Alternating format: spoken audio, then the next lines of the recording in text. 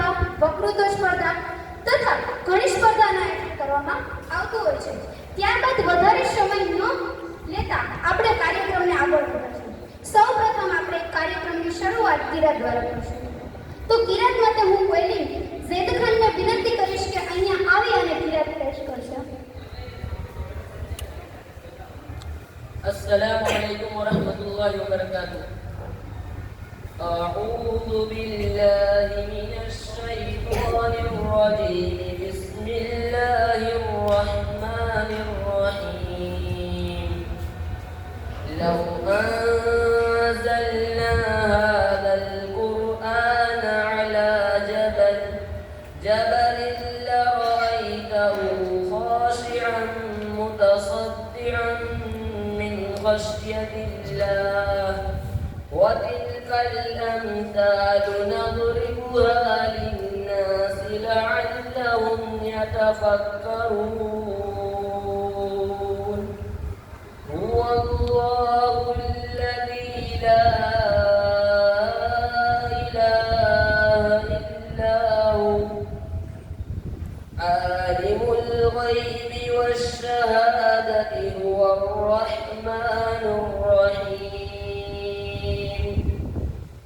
هو الله الذي لا إله إلا هو الملك القدوس السلام المؤمن المهيمن العزيز الجبار المتكبر سبحان الله عما يشركون. هو الله الخالق البارئ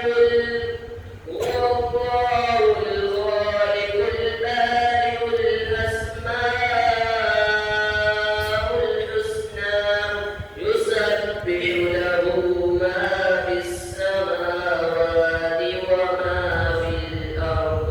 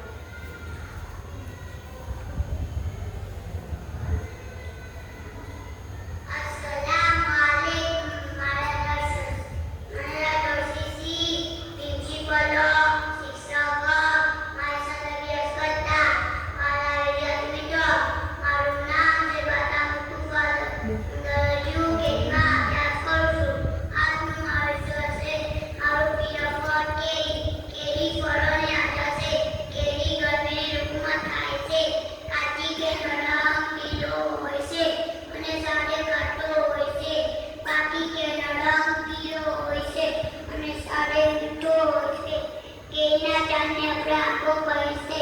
તેમાં protein, vitamin C હશે. હાફૂસ, કેસર, તોતાપુરી કેરી જાતો છે. કેરી બહારમાં અગિયાર હશે. ખૂબ સરસ. ત્યારબાદ હું પઠાણ અરમાનને વિનંતી કરીશ કે અહીંયા આવી અને પોતાનો પરિચય રજૂ કરશે.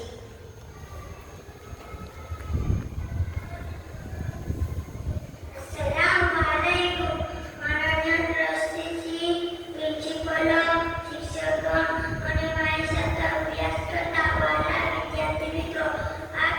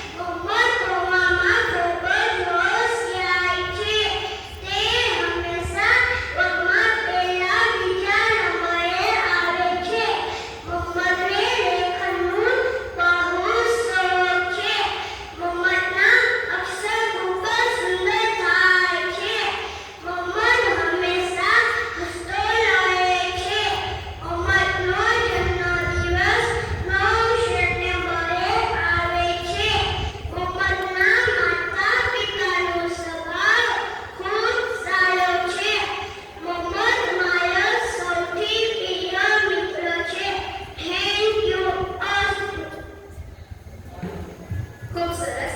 ત્યારબાદ હું ધોરણ 3 માંથી સૌપ્રથમ કરુણ તબરેજને વિનંતી કરીશ કે અહીંયા આવી અને પોતાના પ્રિય પ્રાણી વિશે આપણને કહે. अस्सलामुअलैकुम वरहमतुल्लाहि वबरकातुहू. माननीय राष्ट्रश्री, वंदे मातरमના આચાર્ય શ્રી તેમજ શિક્ષકો શ્રી તેમજ મારી સાથે અભ્યાસ કરતા મારા વાલા વિદ્યાર્થીઓ, હું ગૌતમેશ ધોરણ 3 માં અભ્યાસ કરતો વિદ્યાર્થી. આજ મારો વિષય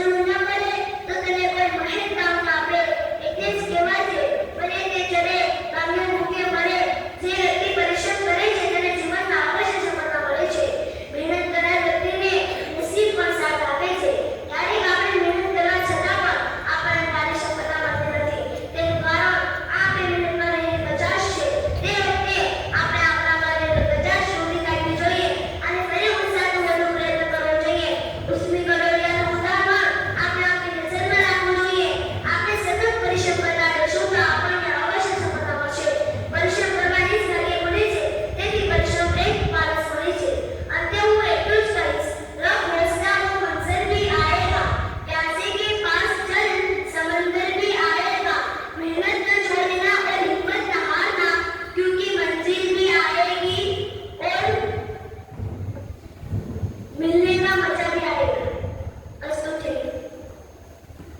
ખૂબ જ સુંદર રજૂઆત.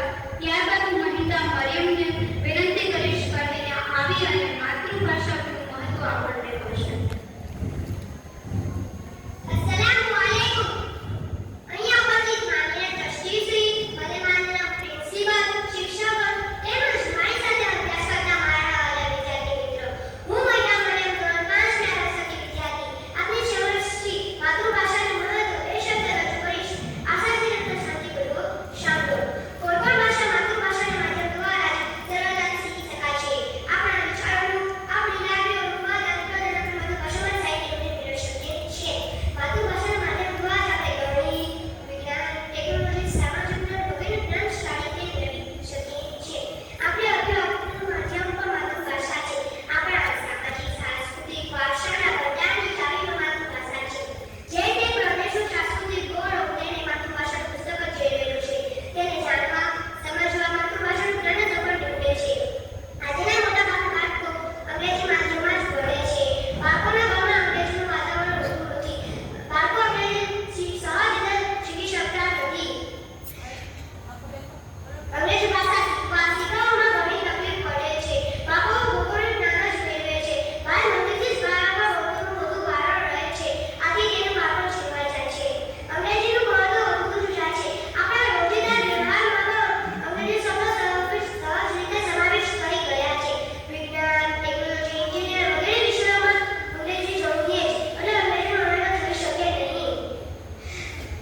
આપણે આ શિક્ષણ એક વિષય તરીકે માતૃભાષાને આપીએ અને અંગ્રેજીનું શિક્ષણ એક વિષય તરીકે આપીએ તો તે બાળકો પર ભાવરૂપ નહીં બને. શું કહેવું?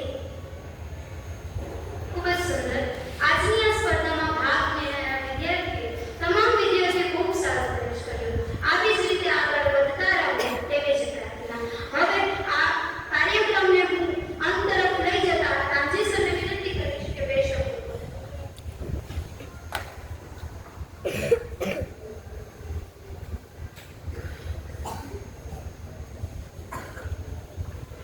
નમસ્કાર. આજનો આપણે પ્રકૃતિ સ્પર્ધાનો સવારે પણ ધોરણ 6 થી 12નું આયોજન કરવામાં આવ્યું હતું. અત્યારે કેજી થી લઈ અને ધોરણ 5 સુધીનું અત્યારે આયોજન કરવામાં આવ્યું છે. ખાસ કરીને વિદ્યાર્થીની અંદર અમુક કળાઓ રહેલી છે. તો સ્કૂલમાં જેવી પ્રવૃત્તિ થાય છે, ડ્રોઈંગ સ્પર્ધા, સુલેખન સ્પર્ધા, રમત-ગમત, યુવા મહોત્સવ, કલા મહોત્સવ અને વક્તૃત્વ સ્પર્ધા, જે તમારામાં રહેલી સુસુપ્ત શક્તિઓ એ બહાર લાવવા માટે ઘણા વિદ્યાર્થી સારી રીતના ગાઈ શકે છે. તો એક પ્લેટફોર્મ છે સ્કૂલ. તો સ્કૂલમાં આવી ઘણી બધી પ્રવૃત્તિ થતી હોય તો એમાં ભાગ લેવો જોઈએ. અહીંયા લગભગ કેજી થી લઈ અને ધોરણ 5 સુધીના બાળકોએ લગભગ અલગ અલગ ટોપિક ઉપર પોતાનું વક્તવ્ય રજૂઆત કરી છે. એની પાછળ તમામ વર્ગ શિક્ષકની સારી એવી મહેનત અને ઘણા દિવસથી પ્રયત્ન હતા અને આપણા ઇન્ચાર્જ પ્રોફેસર સર પણ પોતાની મહેનત. બીજા નંબરમાં ઘણા એવા ટોપિક છે આપણા જીવનમાં લાઈફ ટાઈમ યાદ રાખવા પડે કે વૃક્ષ. આજના સમયમાં તમને ખ્યાલ છે કે વૃક્ષનું કેટલું મહત્વ છે. વર્ષમાં એક વૃક્ષ તો આપણે વાવવું જોઈએ. તમને ખ્યાલ છે કે વૃક્ષ આપણા આસપાસ પર્યાવરણ, જે જંગલ, અત્યારના આપણા ગુજરાતની વાત કરીએ 10 થી 12% જંગલ છે અને ભારતમાં 20 થી 21%, જે નજીવી બાબત કહેવાય કે પ્રમાણ ઓછું છે. આજે તમે જોયું છે કે વાતાવરણમાં ફેરફાર થાય છે, ગરમી પડે છે, વરસાદ વધી જાય છે, ઠંડી ક્યારે વધુ છે. આ કુદરતી પરિબળ અને માનવ સર્જિત પણ પરિબળ છે. આપણે આજે આપણા સ્વાર્થ ખાતર પર્યાવરણનું વિકન કરી રહ્યા છીએ. તો આપણે વિદ્યાર્થી તરીકે આપણી ફરજ છે કે આપણી આસપાસ કોઈ ખુલ્લા વિસ્તાર હોય કે આપણા મકાન આસપાસ સોસાયટીમાં એક વૃક્ષ વાવવું જોઈએ.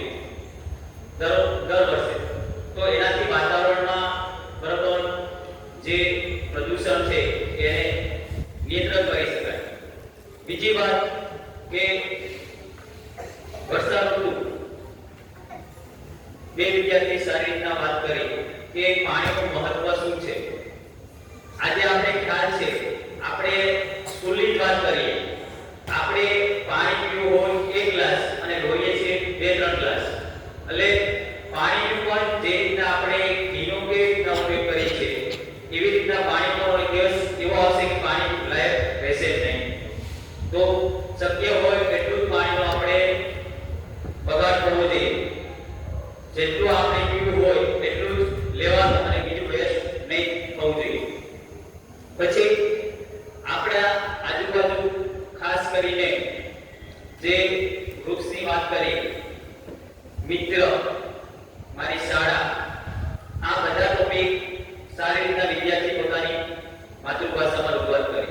અને છેલ્લે જે માતૃભાષાનું મહત્વ ધોરણ 5 થી વિદ્યાર્થીને કીધું કે આજે આપણે સમાજમાં જે આપણે રોજિંદા જીવનમાં જે માતૃભાષા છે એ વિસરાઈ ગઈ છે. તો એનું પણ આપણે ગુજરાત વાસી તરીકે ગુજરાતીનું મહત્વ પણ સમજવું જોઈએ. પછી કોઈ પણ કાર્ય કરવા માટે એ સખત મહેનત કરવી પડે, પરિશ્રમ કરવો પડે. તો આજે આપણે આ વિદ્યાર્થી કાર્ડ છે, તો તમારે અત્યારે તમારી અભ્યાસક્રમ ઇતર પ્રવૃત્તિમાં પણ સારી મહેનત કરવી પડે. મહેનત વગર કંઈ મળતું નથી. એટલે જે પણ તમે સ્કૂલની અંદર આપણી કંઈ પણ એક્ટિવિટી થાય એમાં તમારી સારી તૈયારી કરી અને આગળ આવી શકો. એટલે જે 18 વિદ્યાર્થી ભાગ લીધો છે તેનો નંબર આવી મહત્વનો, ભાગ લેવો એ મહત્વનો છે. આપણે જે અહીંયા તેજ આપીને બોલવું એ જ મહત્વનું છે. અને જે આમાંથી 1, 2, 3 નંબર